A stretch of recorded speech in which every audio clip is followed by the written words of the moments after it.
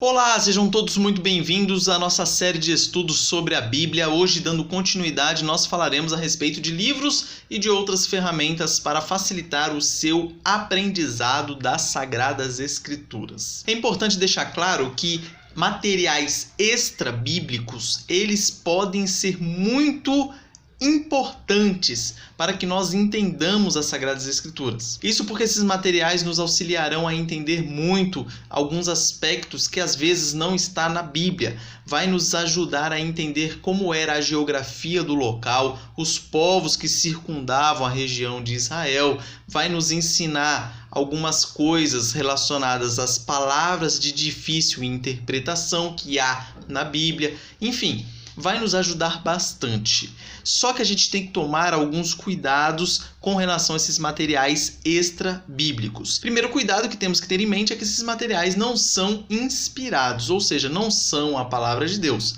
Eles nos auxiliam. Por que eu falo isso? Porque a gente tem que tomar cuidado para não tirar a preeminência das Escrituras. A Bíblia estará sempre lá em cima e esses materiais extra-bíblicos estarão aqui embaixo. Então há um grau de hierarquia. Nós jamais poderemos substituir a Bíblia por esses materiais extra-bíblicos. Então tomemos cuidado com isso e devemos ter cuidado também para quais materiais nós utilizaremos para nosso estudo. Temos que ter discernimento, temos que ter sabedoria, temos que ter boas indicações de materiais para que a gente não perca tempo e também para que a gente não seja enganado, porque tem muito material enganoso por aí. E por esse motivo eu trago aqui uma frase que o puritano Richard Baxter disse alguns séculos atrás: faça uma escolha cuidadosa dos livros que você lerá. Deixe as escrituras sagradas terem a preeminência. E ao lado delas, os tratados que expõem e aplicam melhor as Escrituras. E ao lado destes, as histórias confiáveis, em especial a da igreja. Mas tenha cuidado com o veneno dos escritos de falsos mestres que corromperia seu entendimento. Então veja que jamais nós devemos tirar a Bíblia do seu devido lugar, a sua preeminência, o seu local de importância, e também temos que tomar cuidado com a escolha dos materiais que utilizaremos para os nossos estudos. Mais uma frase dele, que é interessante aqui para nós, e a fotinho dele está ali no canto inferior direito da sua tela. Não é a leitura de muitos livros que é necessária para tornar um homem sábio ou bom, e sim a boa leitura de uns poucos livros, se ele estiver certo de que tem os melhores. E não é possível ler muitos livros sobre o mesmo assunto sem uma grande quantidade de perda de tempo precioso. É claro que Richard Baxter escreveu isso aqui numa outra época, onde a quantidade de materiais era bem menor do que hoje, porém o princípio continua o mesmo. A gente tem que tomar cuidado porque ler muitos livros nem sempre é significado, é sinônimo de sabedoria e conhecimento. Não adianta a pessoa ler muitos livros, porém lê-los mal, ou ler um monte de livro, mas só que um monte de livro que não serve para nada, não vai mudar nada. Então nós temos que ler, segundo ele, poucos livros, porém bem lidos e bons livros. Então vamos lá para o conteúdo aqui. Primeiro ponto que nós teremos que tratar a respeito de Bíblias de estudo. Se você quer começar com um material, comece pelas Bíblias de estudo. Tem diversas, falaremos aqui de algumas delas. Mas é muito importante você começar pela Bíblia de estudo. A Bíblia de estudo, o que ela vai fazer? Antes de cada livro da Bíblia, ela vai fazer uma introdução, vai contar um resuminho, geralmente ela traz ali os pontos mais controversos, as coisas mais importantes daquele livro, ela faz um esboço, então isso antes do livro. E no decorrer do livro, muitas vezes ela vai fazendo as observações nas notas de rodapé, explicando ou dando luz a alguns significados, algumas situações que às vezes é mais difícil da gente entender. Isso que no meio dela vai ter aí alguns comentários também de determinados assuntos, por exemplo, de trindade, de santa ceia, de batismo e assim por diante. Então é muito importante. Mas ela tem uma característica bem legal, ou algumas características bem legais, que nós trataremos aqui. Por exemplo, em geral, elas defendem determinada perspectiva teológica. O que isso significa? Se você pegar a Bíblia de Estudo de Genebra, você sabe que ela é uma Bíblia de estudo com linha reformada. Pronto. Agora, se você pegar alguma outra Bíblia de estudo que não seja de Genebra, por exemplo, ela pode ter linhas liberais. Isso pode causar um pouco mais de transtorno aí na hora de você ler a sua Bíblia. Afinal, as teologias liberais, elas têm diversas heresias. Isso pode contaminar, ou pode não, isso vai contaminar o texto bíblico. Então você tem que tomar cuidado na hora de escolher a sua Bíblia e ficar de olho nessa perspectiva teológica, porque isso vai estar nos comentários de quem fez as anotações na Bíblia de estudo. Então elas defendem determinada perspectiva teológica ou interesses em questões de subgrupos específicos, por exemplo, Bíblia da mulher, que vai estar voltada para o conteúdo ou para os textos relacionados à mulher, mas a gente também tem que tomar cuidado com relação a essas Bíblias que tenha um interesse específico em determinados subgrupos, porque você pode encontrar algumas heresias por aí também, por exemplo, a Bíblia gay, então tem que tomar cuidado com relação a isso. Ou uma investigação de questões à luz de certa disciplina teológica. Então você vai ter Bíblia apologética, que é da defesa da fé, você tem de Bíblias de estudo arqueológico, aí é legal, ela foca em determinado ponto, por exemplo, na parte arqueológica ou, como nós dissemos, na parte apologética, aí é legal. Ou a influência de certo mestre cristão proeminente. Então, dependendo da Bíblia de estudo que você utilizar, a figura do erudito ali vai estar gravada nela. Por exemplo, você tem a Bíblia de Estudos MacArthur, que é do teólogo americano John MacArthur, muito famoso. Então, se você conhece ele, você sabe que as ideias dele são fiéis às Sagradas Escrituras, você sabe que os comentários dele serão bem-vindos. Assim como a Bíblia de Pregação Expositiva, que nós temos, que é escrita pelo pastor presbiteriano Hernandes Dias Lopes. Então a gente já conhece o pastor Hernandes, sabe que ele é um pastor fiel às Escrituras, então você pode adquirir essa Bíblia de estudo dele sem maiores problemas, porque você sabe que os comentários dele serão bíblicos. Então essas são algumas observações que nós temos que ter com relação à Bíblia de estudo. Então as Bíblias de estudo, elas podem ser bastante proveitosas por oferecer resumos e panos de fundo histórico de cada livro, como nós dissemos anteriormente. Só que a gente tem que se ligar, porque se a gente usar ela erradamente ou erroneamente, ela pode desestimular os leitores a pensarem sozinhos e, dependendo da perspectiva específica da Bíblia, podem deixar as predileções teológicas assumirem prioridade sobre o texto da Escritura. O que isso significa? Que você tem que tomar cuidado para não ficar muito apegado nos comentários dos editores ou dos autores do estudo ali e deixar que esses comentários prevaleçam sobre o texto bíblico. Lembre-se que a palavra de Deus, a Bíblia inspirada, está ali. O comentário não é inspirado. Então tem comentários que não estarão de acordo com o texto bíblico. Pode ser que a pessoa ali que fez o comentário se equivocou, que a pessoa errou, que a pessoa teve uma interpretação equivocada. Então tome cuidado para não ficar desestimulado e parar às vezes de ler o texto bíblico e começar a ler só os comentários da Bíblia de estudo. Isso é um erro.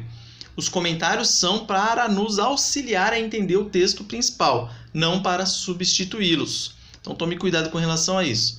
E aí eles falam ali embaixo, ó, podem deixar as predileções teológicas assumirem prioridade sobre o texto da Escritura. Como eu já disse, dependendo da Bíblia que você utilizar, ela vai ter alguma predileção teológica ali. Você não pode deixar que isso também prevaleça com relação ao texto bíblico. Temos que tomar muito cuidado com isso. Então, Bíblia de estudo, comece por ela como material extra-bíblico.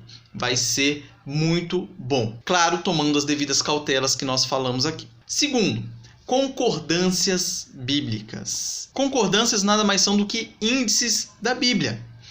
Listam cada ocorrência de cada palavra na Bíblia.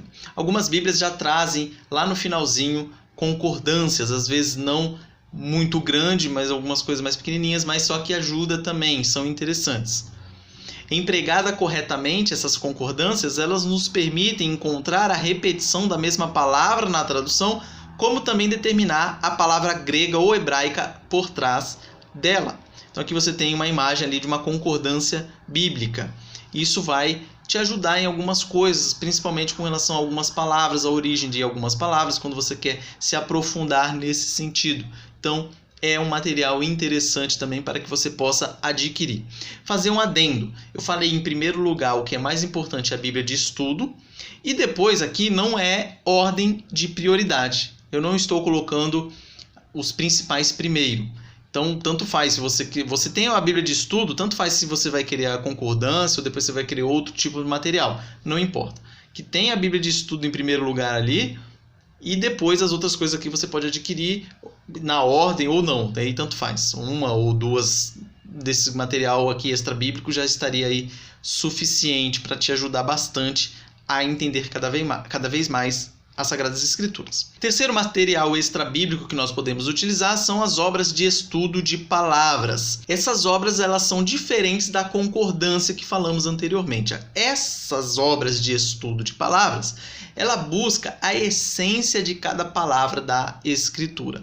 Então no anterior você vai ter a concordância, né, para onde está aquela coisa. Aqui você vai ter a essência da palavra. E há alguns perigos aqui quando você busca a essência ou a origem da palavra. Primeiro, transferência ilegítima de totalidade. O que isso significa? As nuances de cada uso específico não podem ser atribuídas a todos os outros usos da palavra. Às vezes, uma palavra vai significar uma coisa dependendo de determinado contexto e mudando esse contexto, essa palavra vai significar outra coisa. O exemplo ali é do celular. Dependendo do significado que você ou do contexto que você está falando, o celular ele pode ser esse aparelho que você usa para falar e usa aqui para gravar, é o que eu estou usando aqui. Ou ele pode se referir a células na área da biologia. Então a gente tem que tomar cuidado para fazer essa diferenciação. Buscou a origem da palavra?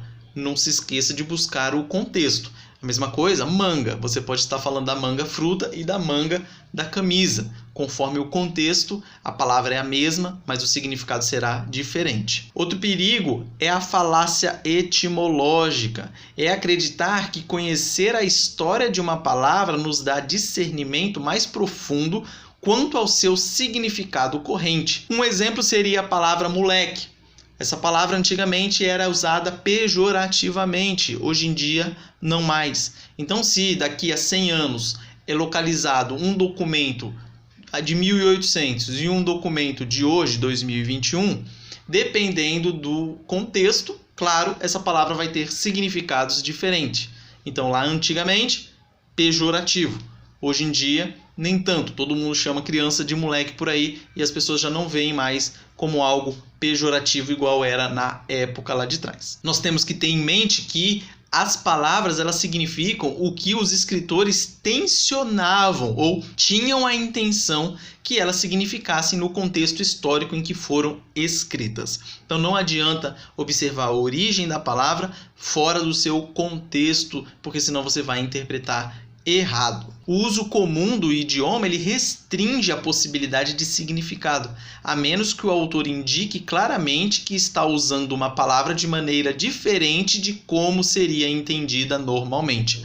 Então, o uso comum do idioma ele restringe essa possibilidade de significado. Se eu falar para você assim, vá até aquela árvore e busque uma manga para mim, eu já restringi o significado da manga. Você não vai entender que eu estou falando de manga de camisa. Agora, se eu falar, ó, pega essa tesoura, vá ali no varal e traga uma manga para mim, e tem uma camisa lá pendurada, você, opa, vou cortar e trazer a manga de uma camisa. Então, você vê que o uso comum ele vai restringir a possibilidade de significado. Por isso que é importante a gente entender o contexto histórico, porque dependendo do contexto, se o uso vai estar, esse significado da palavra vai estar restrito, a menos que o autor vá e abra uma exceção. Por exemplo, vá ali até aquele pé de manga, pega lá a camisa que está pendurada ali e traga a manga para mim. Opa, aí já mudou. Eu já abri uma exceção, eu já falei de modo diferente. E isso nós temos que levar em conta na hora que estivermos estudando a palavra de Deus. Apesar de tudo isso, o estudo de palavras pode ser útil para esclarecer as nuances de palavras importantes. No caso de palavras muito raras que existem na Bíblia, pode ser legítimo apelar à etimologia, ou seja, à origem da palavra. Da mesma forma, os nomes próprios de pessoas e lugares. Os nomes próprios tinham muito significado naquela época e às vezes é muito importante a gente descobrir essa etimologia, essa origem da palavra, porque pode trazer muita luz para o entendimento da passagem ali específica que nós estivermos estudando. Quarto material extrabíblico que pode nos ajudar no nosso estudo da Bíblia: comentários. São livros que explicam o texto da Escritura. Nada mais, nada menos do que isso. Podem ser da Bíblia como um todo ou de livros da Bíblia individualmente. Ao ensinar sobre um livro da Bíblia, é prudente obter vários bons comentários sobre ele. Um professor cristão ele não deve trabalhar em isolamento ou rejeitar as informações benéficas de outros professores dotados e colocados na igreja pelo Espírito Santo. Então, um resumo de tudo isso que a gente leu aqui é o seguinte: que você tem comentários que são aqueles que explicam as escrituras, é a interpretação de alguém que escreveu o comentário. Você tem que lembrar que há comentários da Bíblia por inteiro e há comentários específicos de determinados livros da Bíblia, e esses são melhores. Depois eu vou falar um pouco mais sobre isso. E quando nós formos ensinar ou quando a gente for estudar um livro específico da Bíblia, é bom que a gente tenha vários comentários a respeito dele.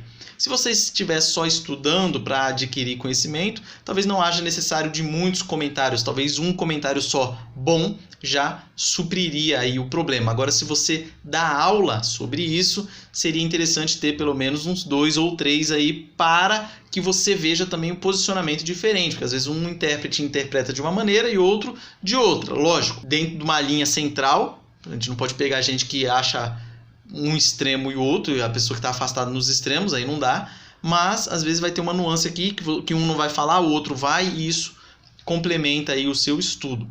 Isso a gente tem que ter em mente. E a outra questão é que outras pessoas também foram iluminadas pelo Espírito Santo, têm o dom de escrever, e a gente não pode ignorar. Seja você estudante da Bíblia ou seja você professor, você não pode querer saber tudo, ninguém sabe tudo. Então é importante que nós não nos isolemos e que também nós não rejeitemos os estudos de outros cristãos que também desempenharam uma função importante, que foi comentar e interpretar passagens e livros bíblicos. E o comentário ele pode proteger um professor de interpretações próprias.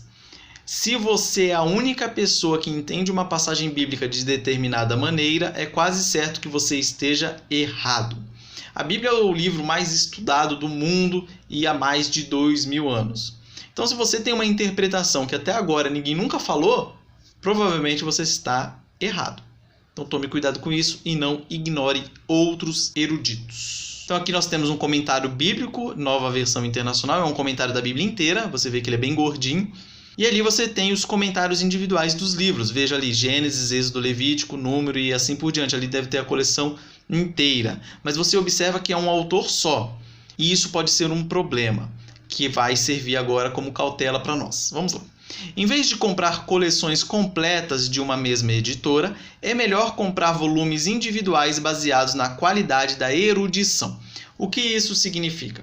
As editoras geralmente lançam ali a coleção inteira, por exemplo, dos livros do Antigo Testamento, ou a coleção inteira dos comentários ao Novo Testamento. E você tem especialistas em diversos livros da Bíblia.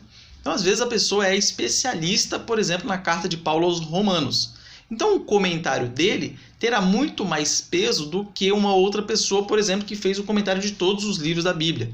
Não dá para a pessoa ser especialista em tudo.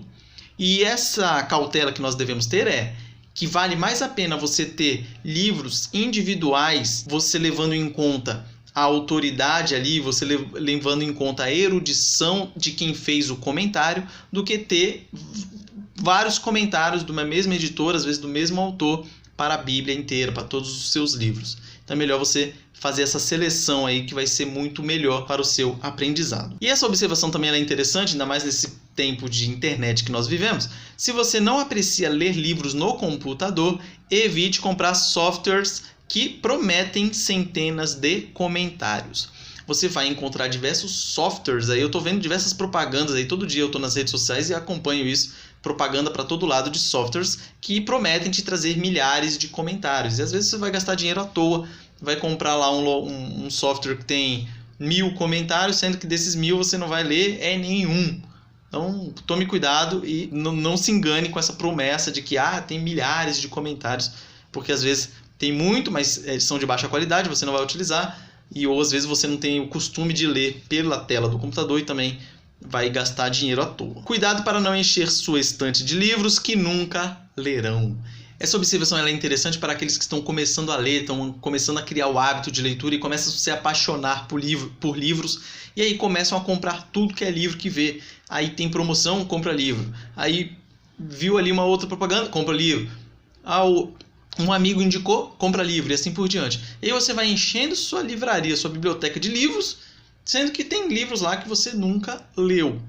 Isso é um problema em que sentido? Que você está gastando dinheiro à toa. Simples assim. Então, tenha a disciplina de ler os livros que você comprou e assim você vai comprando, lendo, comprando, lendo, comprando, lendo.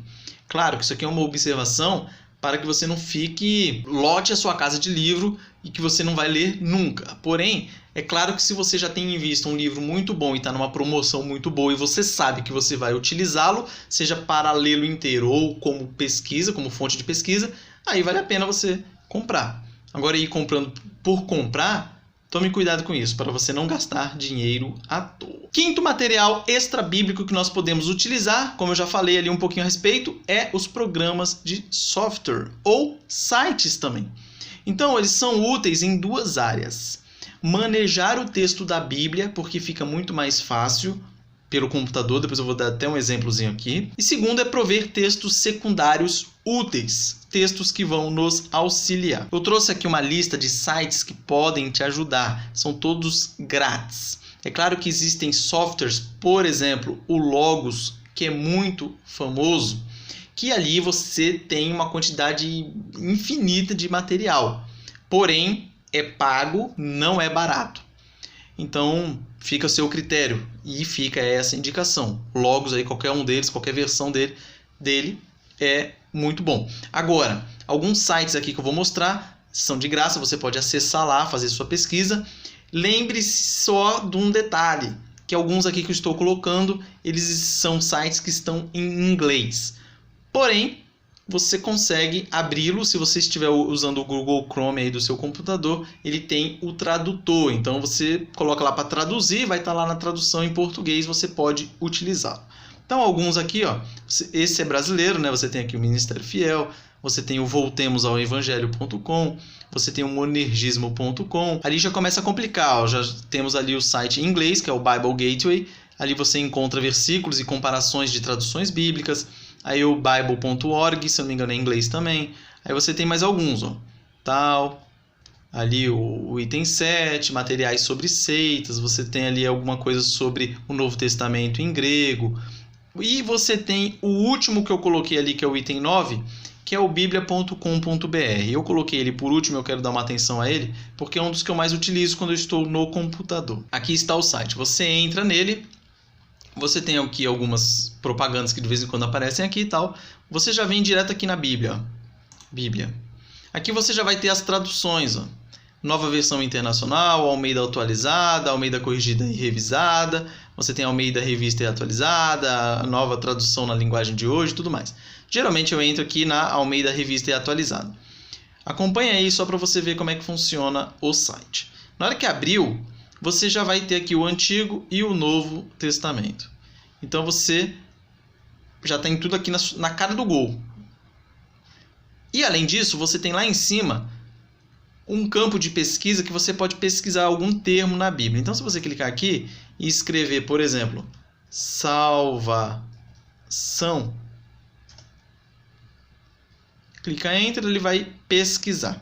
E aqui ele mostra onde estão esses termos em toda a Bíblia. Então você tem lá em Gênesis, Êxodo, Deuteronômio, ele vai colocando o capítulo e o versículo. Ó, todas as palavras. E aqui, ó, todos os livros da Bíblia onde aparece a palavra salvação. Vamos supor que eu quisesse achar essa palavra no livro de João, ou no Evangelho de João. Tá aqui, ó. Lucas, João. Eu clico aqui, ele aparece aqui o capítulo e o versículo. Vós adorais o que não conheceis, nós adoramos o que conhecemos, porque a salvação vem dos judeus. Se você quiser entrar no capítulo, você clica aqui no capítulo, ele já vai abrir lá o livro. Então tá aqui a mensagem aqui, o versículo que eu queria localizar. Uma coisa interessante também é que você abriu aqui qualquer texto bíblico. Vamos voltar lá, peraí. Você abriu aqui a Bíblia, Antigo e Novo Testamento. Se você clicar, por exemplo, em Jó, cliquei. Aqui todos os capítulos estão aqui em cima e os versículos na parte de baixo. É interessante a gente observar aqui que eu estou usando, ó, a João Ferreira de Almeida Revista e Atualizada. Se eu clicar nesse maisinho aqui do canto direito, ó, você pode utilizar outra tradução. Dentre essas que é traduzida pelo português e tem a tradução para espanhol, inglês e outras línguas aí. Você tem aqui as outras versões. Vamos supor que eu quero saber como que seria esse versículo meu na tradução na linguagem de hoje. Eu clico aqui e aí aparecem as duas traduções. Veja, João Ferreira de Almeida vai ser a primeira. Havia um homem na terra de Uz, cujo nome era Jó, homem íntegro e reto, temente a Deus e que se desviava do mal. E na sequência, NTLH, na terra de Uz morava um homem chamado Jó, ele era bom e honesto, temia a Deus e procurava não fazer nada que fosse errado. Então tá vendo? Ó, vai ficar na sequência os versículos. Ó. João Ferreira de Almeida, Revista e Atualizada, melhor dizendo, e NTLH. E você pode incluir mais traduções. Agora eu quero saber na NVI. Clica ali. Vai aparecer lá na sequência os 3 versículos. Ó. Então você pode ir comparando versões, é bem legal. E além disso, você tem algumas ferramentas aqui embaixo de cada versículo. Ó. Você pode achar aqui referências, lembra que a gente falou a respeito de referência? Referência, interlinear, dicionário, versões, tal. E aqui na referência, ó, vai até clarear mais o que a gente tinha falado anteriormente, você vê onde falou aqui os termos. Ó. Então aqui você tem a referência, você tem o interlinear, tem aqui em inglês as palavras em hebraico, aqui no caso, ó, tradução, tal, aí o dicionário, versões, enfim. Você tem muita opção, tá vendo? Várias versões aqui, diversas opções. Então, fica aqui como uma dica, se você tiver interesse, acesse esse site do biblia.com.br, que vai ser muito útil no seu estudo para fazer essas comparações e tudo mais, e para achar versículos rápidos. Às vezes você sabe uma palavra e... mas onde está isso? Vai lá na pesquisa, clicou lá, vai achar. Vai ser bem mais tranquilo. E uma observação importante que o autor do livro colocou, e eu coloquei aqui para você também, para não passar batido, que você vai estar navegando na internet, mas a internet não é terra de ninguém. Os textos que estão ali foram escritos por alguém. Então tome cuidado para não plagiar, pegar o texto e escrever num blog, por exemplo, na sua rede social como se fosse seu. Cuidado com leituras superficiais desses materiais e cuidado para não repetir o erro e a incompreensão de outros autores. Lembrem-se que essas pessoas que escreveram, elas podem errar. Dê cuidado para você não errar também. Sexto e último material extra-bíblico que nós podemos utilizar é o estudo avançado. Aqui é legal. Os clássicos cristãos. É importante a gente falar deles, porque são obras de gerações anteriores e essas obras não devem ser negligenciadas.